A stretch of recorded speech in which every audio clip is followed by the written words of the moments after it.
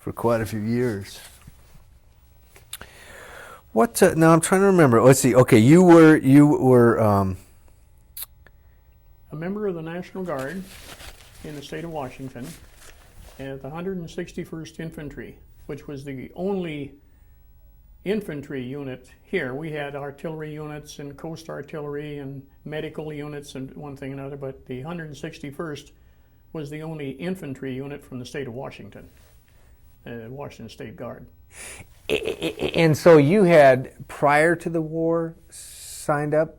Well, when I was going to high school, I was at Rogers High School in Spokane, Washington, and a lot of us, 16 years old, went to join the National Guard, and that's all we needed. We didn't need any evidence that we really were 18.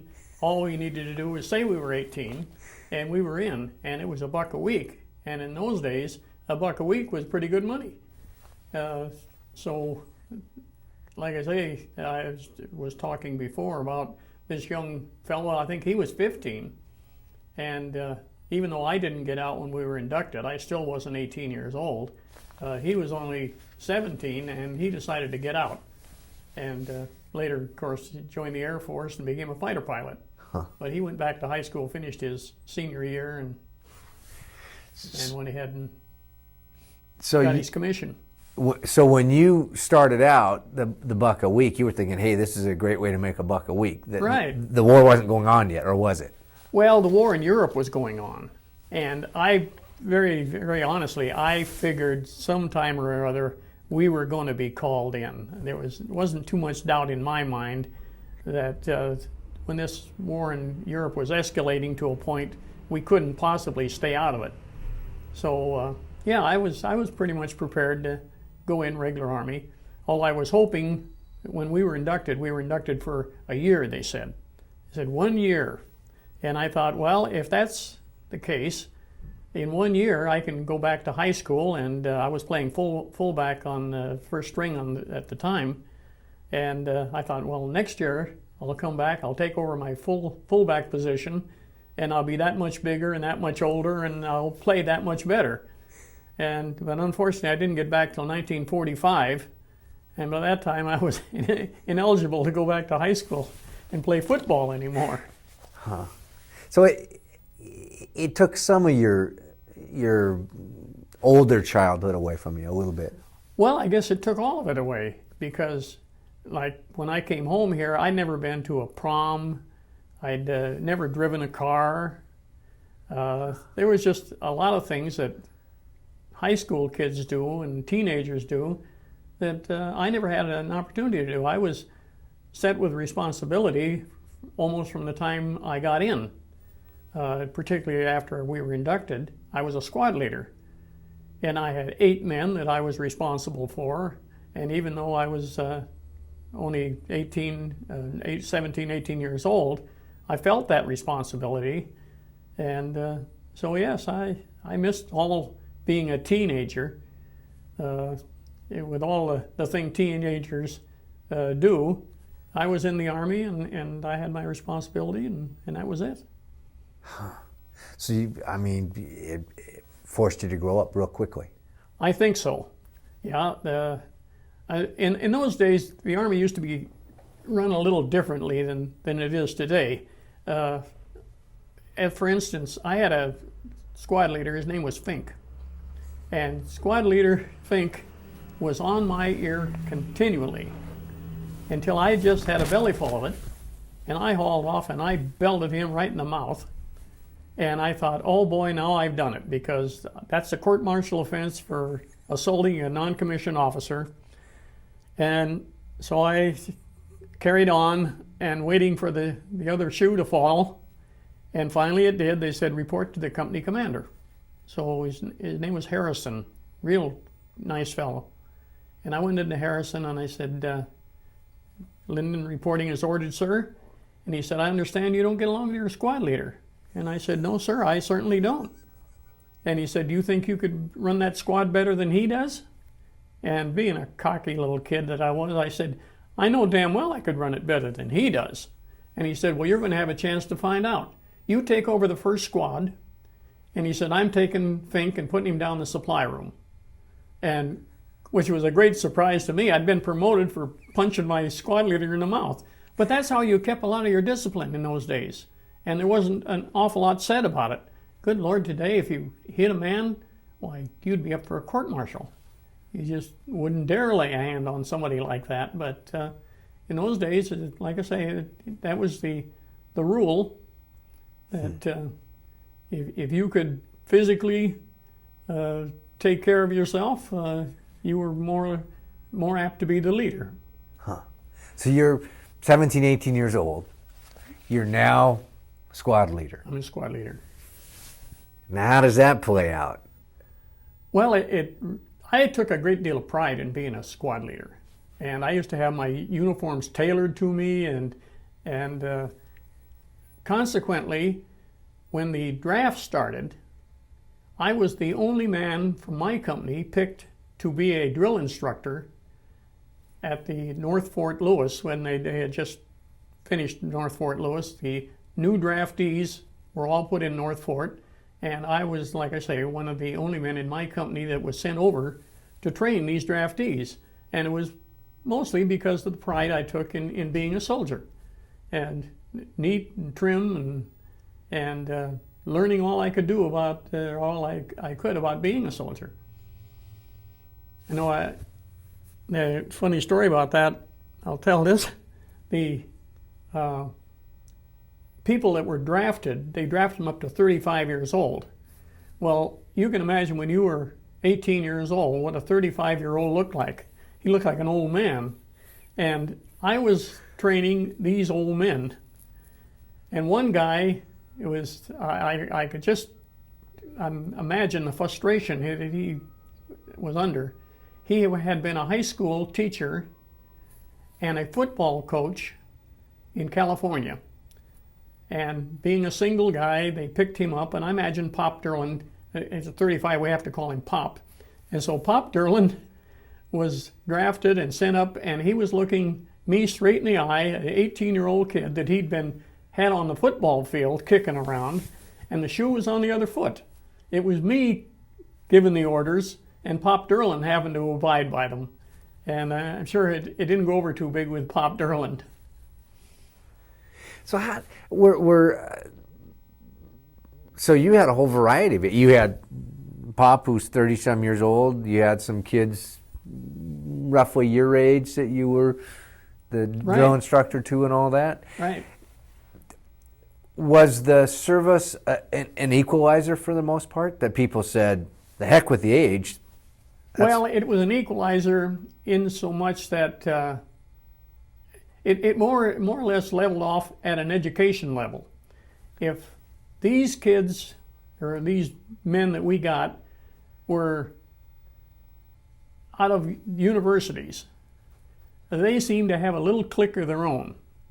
They didn't mingle too much with us grade schoolers and high schoolers, but if you were from Southern Cal or Washington State or something like that, they had their own little fraternity in the Army.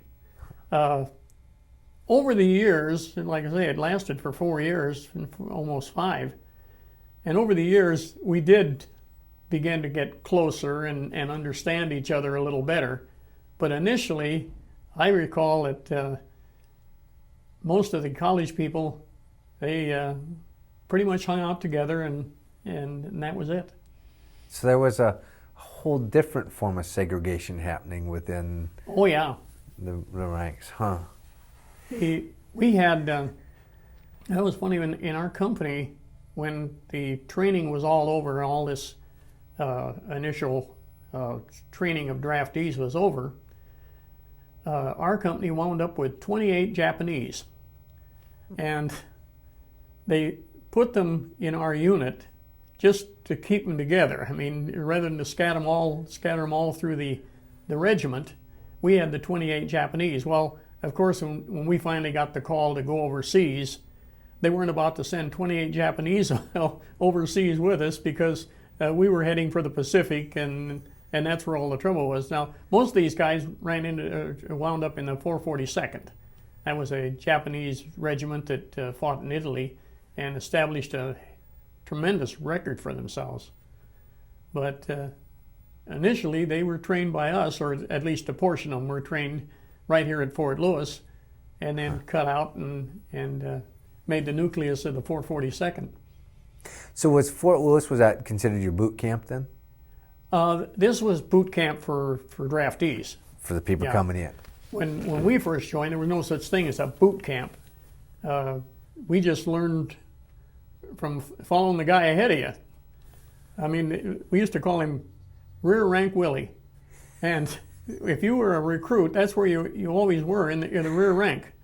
And just kind of keep up with the guy in front of you until you got the formation down and got the... but we were given a little individual in the corner of the armory on right face, left face, and about face. But when it came to marching, Rear Rank Willie always wound up behind the corporal, and you just follow the corporal around. So by the time that you started being a drill instructor, was there a clear boot camp then at North Fort, or was it still pretty... They specialized. I was in a machine gun training company, and of course we were responsible from the marching aspect of it to the deployment and operation of a machine gun. Now other outfits were rifle infantry, or just straight leg infantry, rifle carrying guys, and of course they were given the same marching instructions and one thing and another. But they were, you might say, experts at their weapon. They went through the M1 rifle, they went through the BAR, and they went through the light machine gun, which the line companies had. And what we had were the heavy machine guns. We had the 50 calibers and the 30 caliber water cooled, and that's what we specialized in. And then consequently, these people were sent to machine gun companies as to where the riflemen were sent to rifle companies when they were finally finished their 6 weeks. It was a 6-week training course.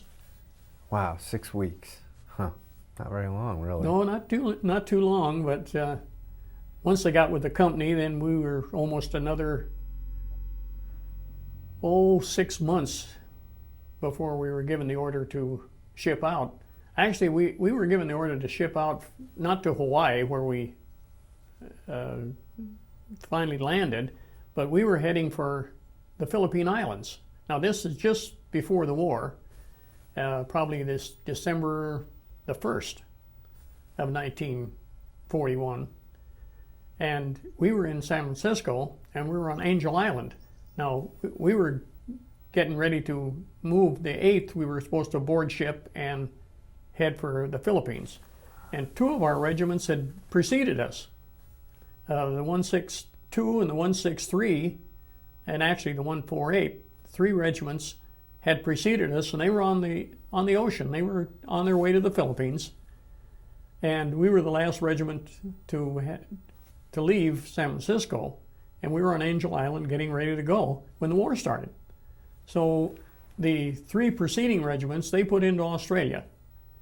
And we were a little late leaving, so the best we could do, rather than to risk running into the Japanese Navy out there somewhere, we made a fast run for Hawaii and reinforced the garrison in Hawaii.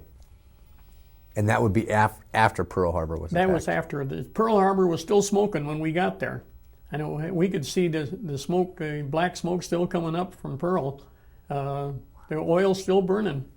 And when we came in, we didn't land in Pearl Harbor. We landed at the Aloha Tower, right downtown Honolulu.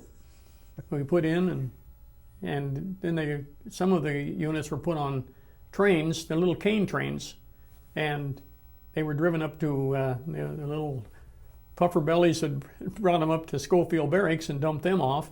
And I was fortunate. I got in the truck, and we didn't know where we were going, but I came into Fort Shafter, and that's almost downtown Honolulu.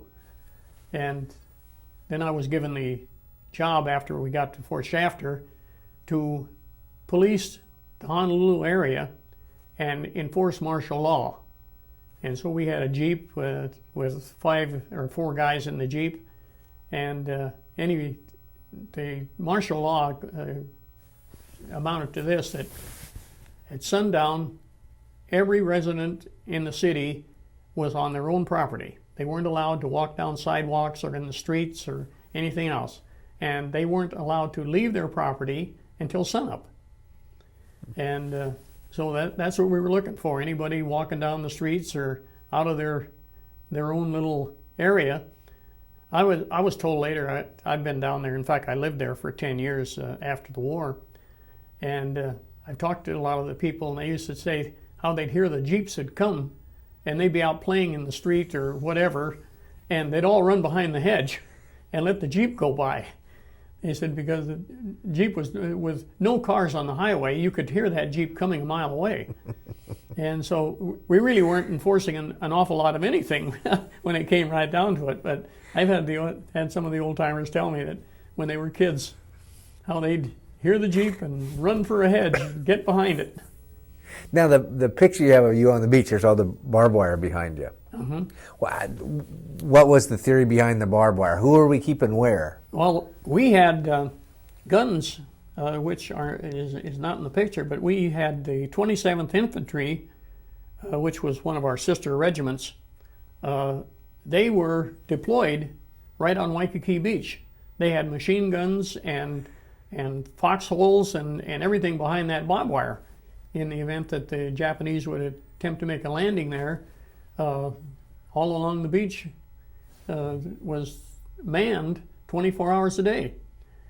That the machine guns were in place and the riflemen were in place. And of course that was pretty good duty if you could be right on Waikiki. So there was a lot of the island where it was pretty desolate, and they were there too. Oh yeah. Yeah, that's right. Yeah, it was a little different Hawaii at that time than. Yeah, there was a lot of beach to defend, and people were scattered all around the island on various beaches. Some nice like Waikiki, and some so desolate that you wouldn't ever want to return. Now, when you left, so you left out of the San Francisco area. You got on a ship, right? Pearl Harbor had happened, correct? Right. You're what, 18, 19, 20 now? Well, I'm 19, I suppose. Oh, getting to be an old man now. Oh, yeah, I'm an old timer. What was going through your head? I mean, did you realize what you were going into? I think I did. And it was an adventure to me. I think it helped being young. It was an exciting adventure. But I noticed that as the people were older, they were a little more concerned about the thing. I mean, they weren't looking forward to this at all. If they could have jumped off the ship and swam back, they would have. And initially, we didn't know where we were going. I mean, nobody said you're going to Hawaii. We got on the ship and we were leaving San Francisco, and until we got out to sea, we were not told exactly where we were going to go. But you'd already heard the news of Pearl Harbor. Oh, though. we knew Pearl Harbor. As a matter of fact, nobody seemed to know, and I've talked to a lot of civilians that were in the same boat. When somebody said Pearl Harbor, nobody seemed to know where Pearl Harbor was. I mean, they knew Hawaii, but that isn't what they were saying on the radio. They said Pearl Harbor has been bombed. And so the question is, where is Pearl Harbor? Because nobody had ever heard of it. It wasn't the thing you saw in the paper every day. So if they said you were going to Hawaii, did you know you were going to Pearl Harbor? Did you think, hey, we're going to Hawaii? Well, by the same token, when they said you're going to Hawaii, most people didn't realize there was 5 islands out there. And going to Hawaii, there's the big island of Hawaii, and there's Oahu, there's Molokai, there's Maui, there's Lanai. We could have gone to any of them, but we just assumed if we were going to Hawaii, we were going to Honolulu, because that was the only Hawaii we knew. That's right. Yeah, at that time Most people didn't realize when they went to Hawaii, they went to Honolulu, and that was Hawaii, instead of and actually the big island is Hawaii, and the other ones are named accordingly. So You knew you were headed to war, though. Oh yeah, we knew we weren't going to get out of it now. We were on our way. But for you, it was you weren't thinking, oh, I'm going to go over and I might get killed. No, that thought never entered my mind through the whole war. I thought I was going to get hit. And as many times on patrol, I used to lean forward because I've seen guys get hit and they get knocked on their back. And I thought, I don't want to get knocked on my back. If I get hit, I want to be leaning forward far enough, that I can get on my face and continue the fight. But I never got hit, which was very fortunate. And but I like I say, another thing about this, when people begin to talk about getting hit and how their family will grieve and one thing and another, that was a bad omen, and very likely they would get hit. I think probably the chances of them getting hit, it was like something that they seemed to know was going to happen to them, and they begin to talk about it. I know one night, for instance, I was with a guy named Peru, and we were all, light talk about one thing and another, and Peru started this talk about his wife would miss him, and she didn't know what his wife would do if he got killed, and he kept talking about this, and we got to looking at each other because we'd heard it before. And we broke up our little conversation and started to get dark. We got in our foxholes. We got into a firefight. Who got killed? Peru. He was the only one. We got a couple of guys hit, but Peru was dead. And yet here just, you might say, an hour before, he was just like this what am I trying to say? The preparing himself. Yeah, just preparing himself for the inevitable. So how did you, was war always fear to you? Now, it sounds like it wasn't to you. Because I couldn't imagine being in a war, because you were there how long? You were there. Well, we were there from the beginning to the end. Yeah, so you spent a number of years. Yeah. And I can't see going 365 days a year being scared. Could you get to average life? I mean, was it like, I go to a job every day? You went to a job, but it was... I just, like I say, having the responsibility of running a squad and then later running a platoon, I just had so much to think about getting this guy here and getting furious at this other fellow because he wasn't doing what I told him to do, and my time was taken up just in getting rations to them, getting guys to the medics. It seemed like I was always busy, and so I tell you, one of the greatest compliments I think I was ever paid. We had a reunion here, and it pretty much sums up my attitude, I guess. We had a reunion a couple years ago, and a guy from Iowa came out, and he hadn't seen me in some 40, almost 50 years. And he didn't recognize me at first, and I got to laughing. And finally he said, "By God, I remember you." He said, "You're the guy that was laughing and joking and singing all the time." And he said, "When I'm so damn scared," he said, "I didn't know what I was doing." And he said, "I remember you. He said, you're the guy." And so, which was a great compliment. Yeah. That I was the guy that he remembered, laughing and joking all the time. Huh. Wow. So I guess that was my attitude. That's I think that, everybody does it differently, but I think that's a good way to do it. I mean, because you're in the situation. And... Well, I've always said you could either laugh or cry. I laughed a lot. I could have cried. Yeah. Now, you were in some pretty, let me see, I'm looking to see where you were. Okay, a little one that many of us have heard about, Guadalcanal. Guadalcanal. Yeah, Guadalcanal was one of the first operations in the Pacific. And the Marines had been there for almost 4 months before we landed. And they were pretty much at a stalemate. They had Henderson Field, which was about a 3-mile stretch on the beach and about a mile inland. And in the 4 months I'd been there, that was it. They were on the Matanakaw River, was bordering them on the north, and that's where we took over their lines. And we came in, our units relieved the units on the river, and they pulled back and went to New Zealand, and so we took over.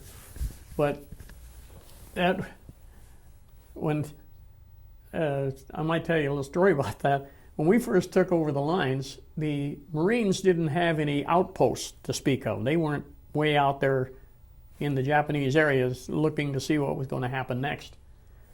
So there was a guy named Captain Wade, and I'd taken some special training in Hawaii, and Wade was the instructor.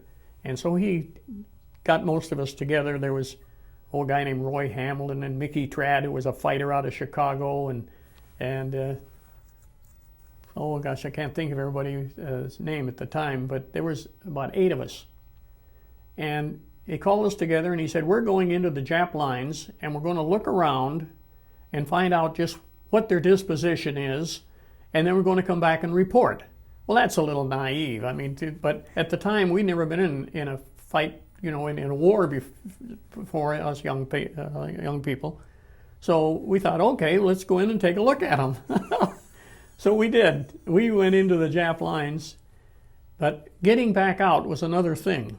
And and the guy said, all you want to take is a D ration bar. They were a chocolate bar that resisted heat. They wouldn't melt. And that was all we were going to have to eat while we walked in and looked at the Japanese and found out how they were all set up. So in we went, and 3 days later, we finally fought our way out of the thing. But I know that the one time we started up a hill and we got in a hell of a firefight with the guys, and how we managed, and we did manage well. Nobody was hurt seriously. And I mean, the first time I ever heard mushy mushy. That's how Japanese answer their phone. We overran this hill and there was a phone lying there. And I picked up the thing and I said, hello, hello on the phone. And I hear this mushy mushy, mushy mushy. So the guy at the other line, of course, didn't know what had happened to his buddies on this hill, that we had just overrun the hill. But I always remember mushy mushy. But we got out of there and got back to our own lines, and thank God. And I remember this wading up a stream one time, in this same patrol, wading up this stream, and the water is so crystal clear, it's just beautiful. And so I'm slapping the water up in my face, drinking it. Oh, it tasted so good. And we went around the corner, and there was a half a dozen bodies lying in the water. So we didn't drink out of the stream anymore. I didn't get too sick, but some of the guys did. I mean, I wasn't the only one doing it. Everybody thought, oh, with this crystal clear water, how lovely.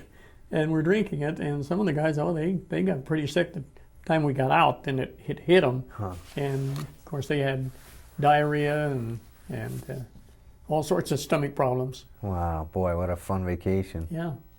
What are the history books left out about Guadalcanal? I mean, what don't we know about that? Well, mostly that the Marines took the whole damn thing. That's what the history books will tell you. I've got reams of material on Guadalcanal, and it's seldom that they ever mention that the Army was ever there. This was an all-Marine operation, and like I say, what they had was 3 miles long and 1 mile deep. And when we started attacking, we attacked and went 18 miles up to Point Esperance, which is the northern tip of Guadalcanal, and we had to fight our way all the way up there. And incidentally, they tell about how many casualties, like a few hundred casualties. And I remember walking those 18 miles, and I don't think there was a time when I couldn't look left or right or straight ahead and see a dead Jap laying somewhere, behind a tree or in the road, wherever. Huh. And so again, I think we were shortchanged on how many casualties we inflicted on the Japanese as we chased them up to the end of the island. What's it like? Because you were in the heat of battle at that point, right? I mean, Off and you're on. firing, they're firing. Oh, and yeah. What's that like for a 19, 20-year-old kid? Anybody, I guess. Well, you're just looking for a target. It's been so long that you're more interested in seeing him. I mean, that was my idea. The bullets were flying, and sure, I was scared. If I'd have tried to talk, I probably wouldn't have made it. My heart was up in my throat. But my big concern was, where is he? Where is that guy? And so I can return that fire. And that was my big concern, not so much burrowing under the earth, but trying to find out where the fire was coming from so I could return the fire. Huh. That was my, no, I'm not saying that I was the bravest fellow in the world, because a lot of people like myself, and then there were a few that were burrowing down in the ground to get out of it. And it's amazing. Statistics were taken one time. They took a survey on how many people went through these combat situations and never fired their rifle. And that's incredible, and I know it to be true. And the only explanation they have, if I start shooting, they'll see me and they'll shoot me, which wasn't too logical, but it was their logic. Yeah. That I don't want to start shooting because I might draw attention to myself and I'll get shot. Huh. Was it chaos, or was it did you feel you were in a very controlled situation? It was very much under control, I thought. I never saw anything get to the point of being panic. It was, if we saw that we weren't going to win the battle, then it was, all right, pull back, pull back, pull back. And one at a time, guys would pull back, get another position, fire a few shots to cover the next guy pulling back. But it was very controlled. I always, maybe there were situations, and I'm sure there were situations that became chaotic. But in any firefight I was in was pretty much under control.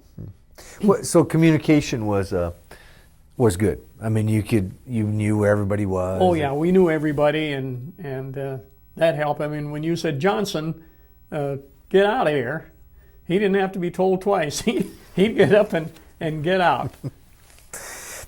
It was interesting when Mr. Sherman and I were talking, and he talked about he knew his brother was somewhere, and he found out his brother was there. I mean, there was also this very normal, just like if I knew a buddy of mine was up in Seattle, I could track him down, I could get there. Was that common? I mean, did you know where other troops were and things like that, or were you pretty much? No, I ran into guys accidentally. I didn't know where anybody was. I remember there was a fellow with the Air Force there at Henderson Field, and I just bumped into him. And I'd gone to high school with him, and he was one of the mechanics on Henderson Field. I think he was with Pappy Boyington or one of the guys on the field. But that was another thing on Guadalcanal. We got bombed and bombed and bombed night after night after night. I read an article by Lawton Collins. I think it's Lawton C. Collins. He was commander in chief of the United States Army after the war, but he was our division commander at the time of Guadalcanal, Lawton Collins. And he wrote an article, and he said when he went to Europe, he didn't worry about bombing, and he refers to when I was in Guadalcanal, he said there wasn't a night that we didn't get bombed once or twice a night. And it got to be a ho-hum kind of thing, really. You wouldn't think that at first. Of course, I was frightened at first, but the sirens would go off and they'd say the bombers are coming in, and you just felt like saying, "Oh, drop dead." You know, you got tired of hearing it because, like Lawton Collins said, once or twice a night, almost every night we were there. They would come down from Bougainville and New Georgia, and there were several islands up above. They had air bases and well within range. So they'd wait till nighttime, and because our fighters were too much for them during the day, and they'd come down and bomb us every night. They knew where Henderson Field was, and they knew the general proximity in there, and but it got to be a ho-hum sort of thing. Wow.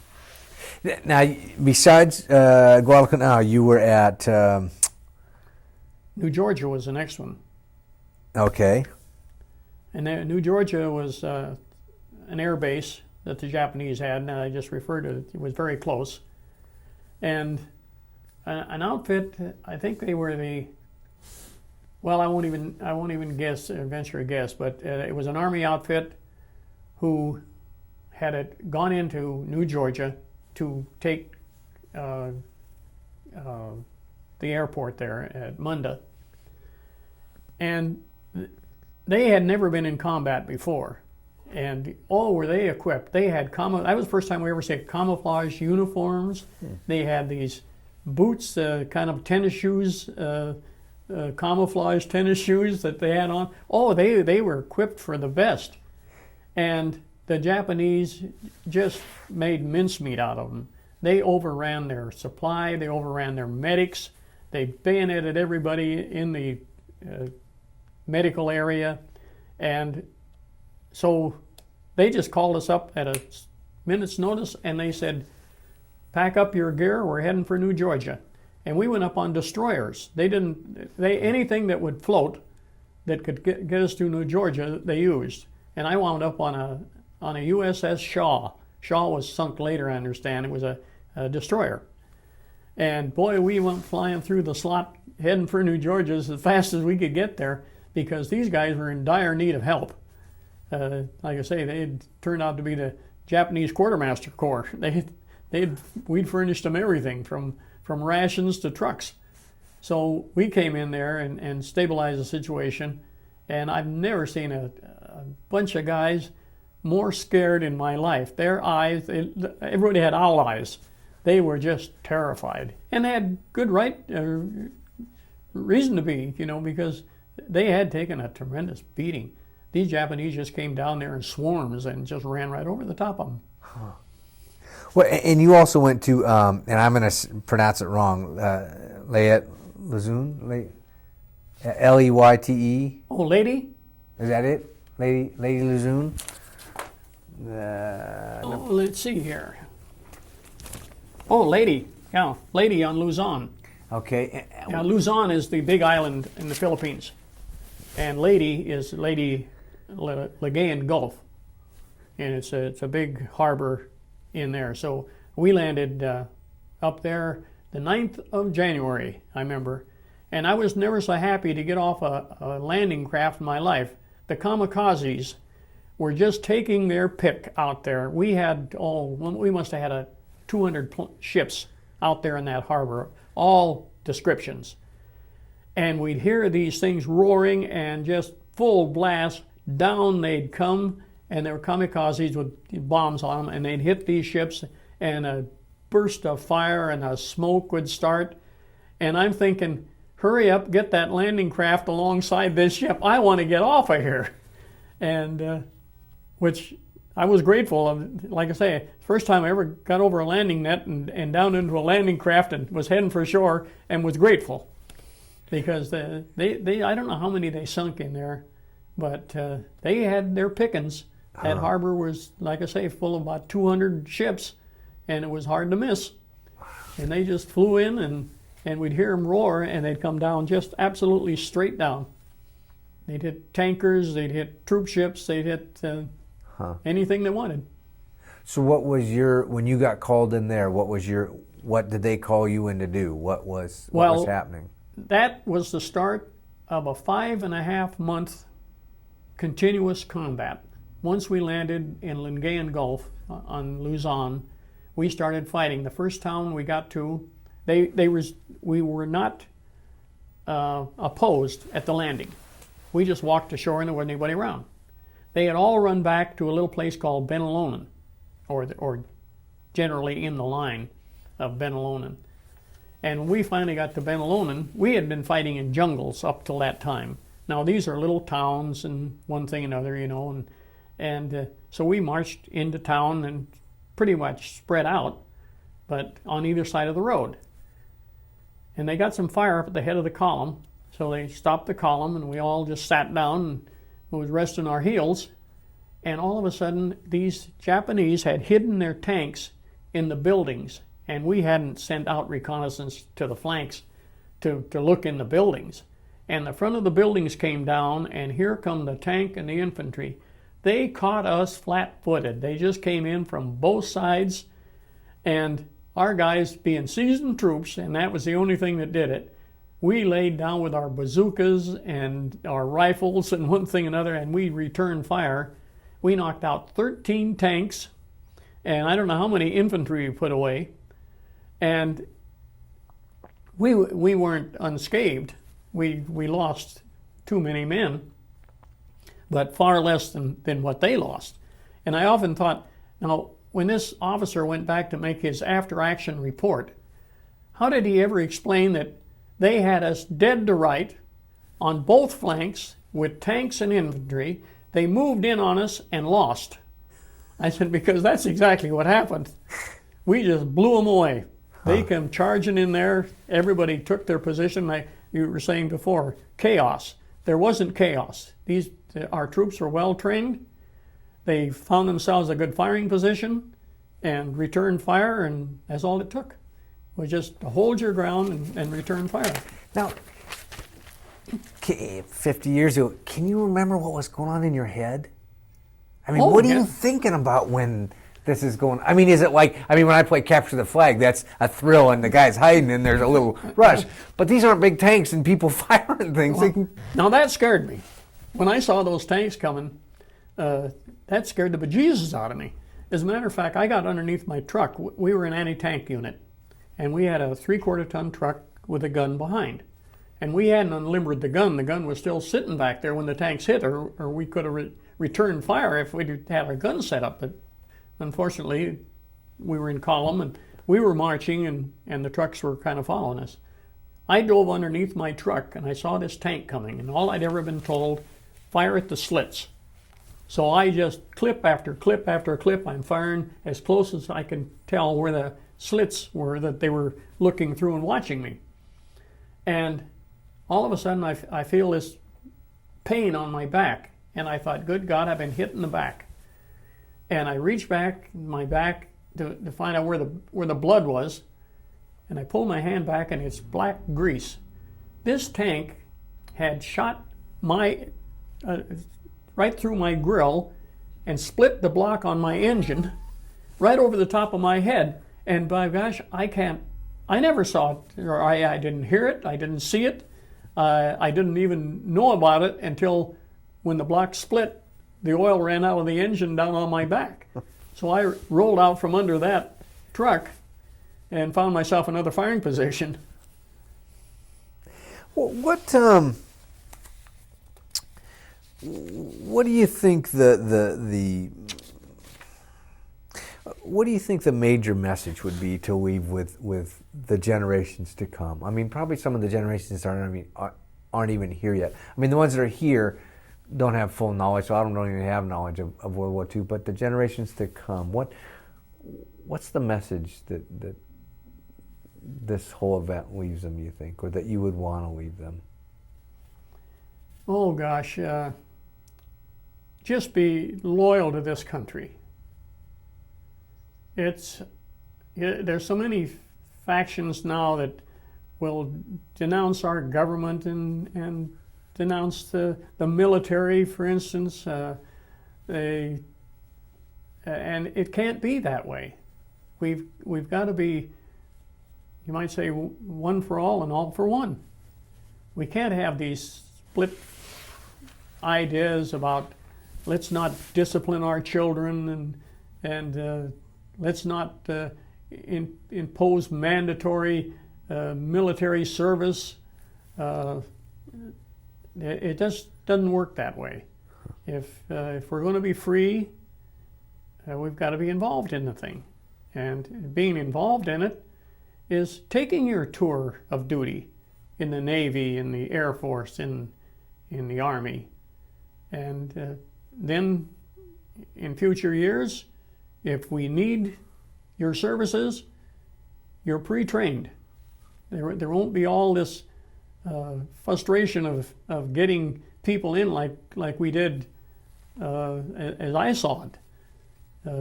Starting a draft and trying to build an army of millions of men when you only had a nucleus of a few thousand. So, no, it sounds kind of funny. It's about patriotism and one thing and another, but it's a fact. You've got to love this country. That's Keith talked about the uniqueness, and he said he didn't know if it was because of the Depression or what it was, but World War II was 100% focused, uniting. That's right. That everybody was headed the same place. Right. Well, you know, and I'm going to bounce around a little bit here for common day of life while you were in the service. Let me pick a day. Christmas. Don't remember too many Christmases. I was in New Zealand one Christmas, and the people down there just bent over backwards being nice to us and making our Christmas. I guess the Christmas I remember, I landed in Hawaii Christmas Eve when we came over. And now I remember that one because I was the first one in the chapel.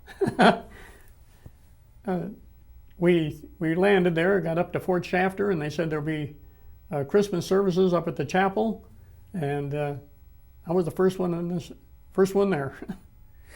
Was something like that? Did that bring, you know? And I keep using the word a normalness, but what we think of free life. Mm-hmm.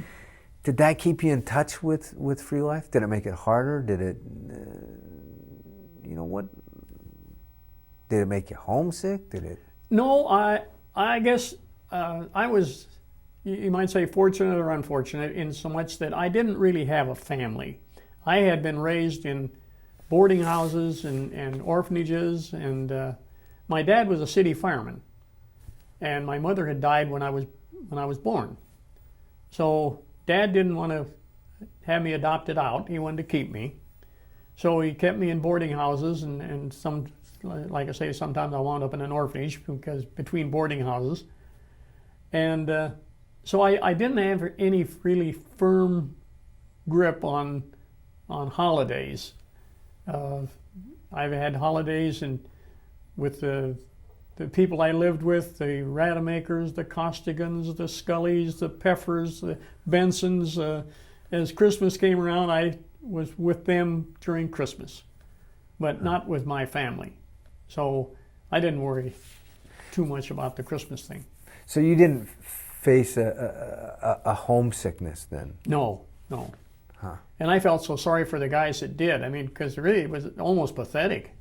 And I think the worst thing, we had a guy named Frankie Cortez. And I think the worst thing that ever could have happened to him, his family would send him pictures monthly of his bedroom and the front room and the kitchen and mom and dad. And every time he'd receive these pictures, it'd break the kid up. And they thought they were doing him a favor to show him his own little room at home and his own little kitchen with his mama making a pie or whatever. And God, that was torture. I know he'd show them to us and break out in tears. He'd say, "This is my mom." Boy, that was tough. Well, what did you look forward to? I mean, there had to be... We used to have a saying when we were over there, Golden Gate in 48. We made it by 45. But I wanted to get home and have a home. Now, again, I never had a home. And that was the biggest thing to me. is to come home and buy a house that I could call my own. And I was very fortunate. I got a lovely wife. We've been married for, 52 years now. And she was pretty much in the same condition I was. She had lived in boarding houses and orphanages, and so we had that much in common. So we made a pretty good go of it. Huh. Yeah, but that was my big goal, is come home, get a decent job, and buy a home and live happily ever after, you might say. Wow. Which I have. Huh. You know, you were talking about chaos, and one thing I want to get back to, when these tanks were hitting us and all, there was a fellow named Jack Wing. Jack Wing later became supervisor of schools down in Payette, Idaho, when he came back home. And Jack's on one side of the street because of the column. When we got hit, he's over there and I'm over here. And in the middle of all the shooting and one thing and another, I hear this guy start yelling, "Hey, Llinden, Llinden." And I look across the street and he's standing up and I said, "What do you want?" And he said, "I'm hit." Well, what am I supposed to do about it? And the only thing I could tell him, I said, "Well, lay down or you'll get hit again."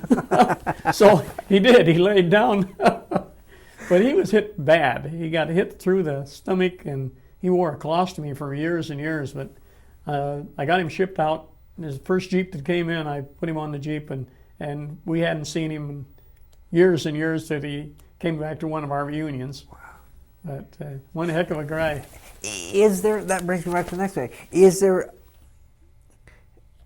Did you find a special bond with the guys? Oh, yeah. Is that the most unique experience you've ever had in that way, of the bond that formed because of the situation?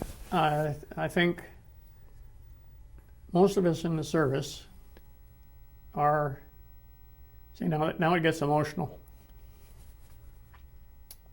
I mean, if I touch on questions you don't want to answer, feel free not to go down those, but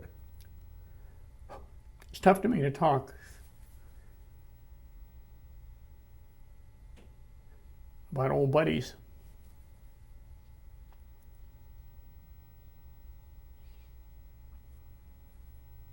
it's a very, very special.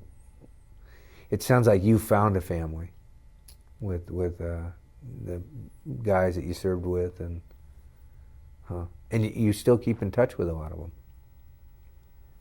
Yeah, every Christmas, as many as are left, I send them Christmas letters and news about the other individuals I've heard from.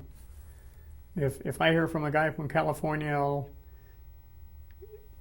put his thinking and his thoughts and his words into my message. I've heard from Gene Belk in California, and Gene, wife is fine, and his kids are doing this, and his health is good, and I hear from Roy that in Reno, and Roy does this, and so I spread the news around in every Christmas for all the letters I send to all the guys. Yeah, I've been a sort of self-appointed historian for my unit too. Oh wow, that's good. It's important.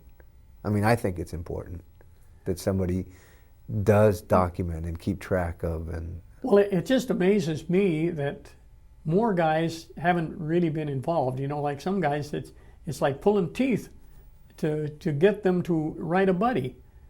And I send that message out every year too. I say, write a buddy. I said, I send out the addresses and the names of all the guys that I've got a hold of, and everybody gets a copy of it. And I said, they'd like to hear from you. I said, as much as you like to hear from them. And that ought to be enough, because you hear from one of these guys, and it's pretty nice. Is it a bittersweet? I mean, well, it is. It particularly in these later years, it's getting to be. Yeah. Because I hear from a guy and he sounds so upbeat and one thing and another, and the next thing I know, I get an obituary from his wife. Yeah. And that makes it tough. Huh. I just all the people that I've talked to, the uniqueness, I don't know, I would assume for a lot of them it's an experience that they've never ever experienced anything like it again in their life. That it was that powerful of what, I mean, they depended on you for their life. You depended on them for their life. And that's something I've never had to face, you know. Well, I've been flattered to have guys say that on these reunions I get with, they said, if we go back to war, we want you for our leader. Wow. Huh. So that sounds, it sounds good to me. High honor, respect, and which is more important than rank. Respect is much more. No matter what your rank was in relation to them, the fact that they respected you and age and everything like that. You know, actually, I don't know how many people feel that way about it, but even fighting can be funny. There's a lot of things that seem gruesome to the average person, but for guys that are fighting, it can be absolutely hysterical. Remember, we had a guy named Baycock one time, and Baycock, I don't know, are you familiar with mortars at all? I mean, bazookas? A little bit, yeah. Okay, you load the bazooka, and this number 2 man loads it and wires it up and gets it ready to go, and then the gunner is ready. Now, the loader, he's standing here. Well, this tank was traveling down the road, and this bazooka man kept following the tank until pretty soon he's pointing right at the loader. The rear end is. He pulls it, blows this guy's helmet off, the back blast of it, burns all of his hair and his face and his eyebrows, and knocks him backwards, and he starts screaming, "I'm hit, I'm hit, I'm hit." He thought somebody dropped a bomb in his lap. Well, something like that. Now, that was funny. It wasn't funny to him, but to everybody else to see exactly what had happened, that was a goofy thing. Like, we had a chaplain's assistant. I think his name was Fox. He drove the chaplain up behind the line, and the chaplain went up to talk to the guys, and he stayed by the Jeep. And this Jap snuck up and didn't have a weapon. And at the last second, turns around, he sees this Japanese guy coming, and he grabs for his throat. And inadvertently, when he grabbed for his throat, he stuck his thumb right in the guy's mouth. And he's got his right hand on his throat, but he's got his left hand, his thumb in his mouth. And this Jap is just chewing like crazy on his thumb, see? And he's biting on it, and this guy starts hollering, "Help, help, help." And pretty soon a couple of riflemen come and said, "What's the matter?" And he said, "Shoot him, shoot him." And he has him out there, and they said, "Well, drop him and we'll shoot him." And so the guy drops him. He's dead already. This guy had been holding him for 5 minutes by the neck. He strangled him to death. But the fear gets going, and but he just held on and hollered, "Shoot him, shoot him." And first help, and it took time for the people to come down and find out what he was hollering help about. Now, again, it wasn't very funny to the Japanese guy, but well, it's all a matter of perspective. Right. Well, and that's a lot of what we've been trying to find out is that they're and that's why I kept asking about fear, how you deal with it. That there is that average everyday life that something is funny. I mean, as you said, the number 2 guy that got blown over, he didn't think that was that funny. Probably looking back, he probably now he stayed with us, you know. Yeah. Yeah. I tell you another one that was kind of fun. We had this guy, Al Engel. He's one of the guys in the picture with the 3 of us. And Al thought he was the meanest, roughest, toughest little guy in the world. So, captured a couple of Japanese one day. And he's really being nasty. He's hitting this guy and telling him, "Come on, move." And he'd kick him and tell him, "Move, move." And they started across the creek. And apparently the Jap knew where all the stones were, and he's just walking like crazy. And Al missed one, and he fell in the creek with his rifle and the whole thing. And the Jap turned around and gave him his hand and helped him back up again. Well, it took the hate right out of his mind. From then on, he stopped kicking him and stopped hitting him. But, he was going to be so tough. Yeah, the Japanese said, "Here, help you up." Some of my dad's favorite story. He was in in the Navy, but he was at the tail end, and all of his programs kept getting washed out and washed out and washed out. But he said the one was is if you wanted cold beer, you would take and put your beer can in a sock, and he'd go out the airplane. You could put it in the airplane fuel, and then he would take and whip it around. As that airplane fuel sublimated, evaporated off of it, it would cool that beer down. Yeah. So in the other was, I guess, up flying, they could take big garbage cans up with them, and they could make ice cream while they were up flying around up there. And yeah, get up 30,000 feet. And so there's life and there's humor in war besides all the tragedy and terrible things that happen out there. Right. Huh. I know another episode was, I've got a picture at home. I remember somebody took, and it could have been the same guy. There was on Guadalcanal. We weren't too good at policing the area. When we shoot them, we just left them lay.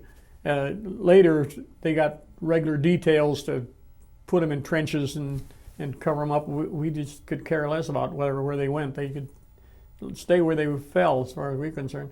One guy fell in a road, and the trucks had come up and down the road, and pretty soon this guy begins to look like a gingerbread man. He starts spreading out. And he had to be a brand new second lieutenant.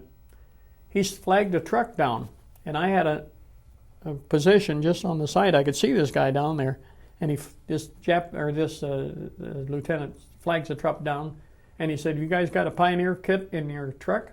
The shovel and pick and one thing and another?" And he said, "Yes, sir, we do." And he said, "Well, get this guy off the road and bury him." And the truck driver said, "Sir, we don't bury him, we just shoot him." And he put the truck in gear and down the road and left the lieutenant standing there with his mouth open. What happened?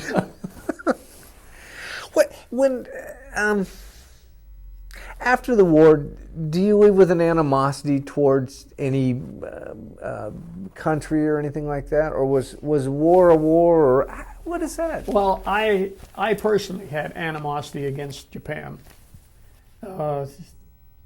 Even today, Japan, the country, Japan, the people. I wouldn't buy a Japanese car, and it's just lingered with me. I know it's foolish, but that's the way I feel. That I'm buy American, and I support American, and I see no reason that I should. I mean, but do you feel that towards the people, a person, the country, all of the above? I think I don't think the governments have changed that much. It's always been my idea that if you want to really get helped out, get in a fight with the United States. Boy, we will rebuild you. We'll give you, loan you money, and I think a lot of them have used that, and no strings attached. I don't understand that part of it at all. We give them a couple of $1 billion, but we don't tell them how to spend it. No, I don't understand that part. And Japan, good Lord, look at the industrial revolution they had there because of us. And they have no respect for us, even today. I mean, they just as soon give us the finger as anything. It's interesting, and they don't have that's the end of my tape. So.